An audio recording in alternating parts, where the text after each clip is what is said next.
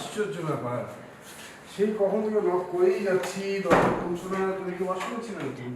হ্যাঁ, আরে কি হলো, কি হয়েছে? কি শরীর খারাপ নাকি তোমার? সব ঠিক আছে? একটা দিন দেরি হতে পারে না বাবা, অফিসে কাজ ছিল, ব্যস্ততা থাকতে পারে না, এমন করলে হবে? রেগে আছো কেন বলো? দেরি করে আসছি বলে রেগে আছো? আমাকে সত্যি কথা বলো, আমাকে সত্যি কথা বলো। কি সত্যি বলবো? তোমার আগের স্ত্রীকে তুমি কি করেছো? একদম সত্যি কথা বলবে। এই কথা মানে সারাটা দিন তুমি বাসায় একা একা থাকো আর এইসব ভাবা, তাই না? আর ওকে আমাকে চিকিৎসা অবস্থায়, মানে আমাকে যখন ছিল, চিকিৎসা চলছিল, সে অবস্থায় মারা গেছে। আর কতবার বলবো এই এক কথা? আমি বলতে টায়ার। আমেরিকা গেছে না? রূপা আমেরিকা গেছে।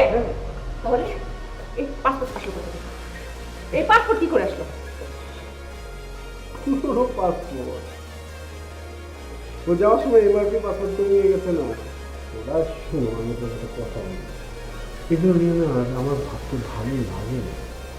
তুমি কেন এগুলো ভিতরে, মানে আমি তোমাকে নিয়ে একটা সুন্দর স্বপ্নের বিপরে একদম চুপ। তোমাকে আমি বিন্দু মাত্র বিচার করি না। তুমি সব মিথ্যা কথা বলছো আমার সাথে। এসো আমার সাথে। কোথায় যাবো? আরে আসো। কোথায় যাচ্ছি?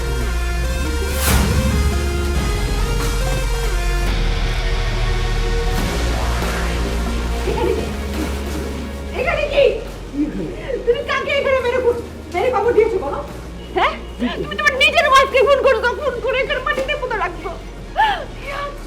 আমার সাথে সব মিথ্যা কথা বলছো। নিজের ওয়াইফকে এখানে খুন করে রাখছো তুমি। তুমি আমার সাথে মিথ্যা কথা বলছো। তুমি একটা খুনি। এই কথাটা তুমি ছাড়া আর কে কে জানে? আমি এখনো কাউকে বলিনি। তুমি সবাইকে জানাবো। তোমাকে আমি বাড়িতে যাও।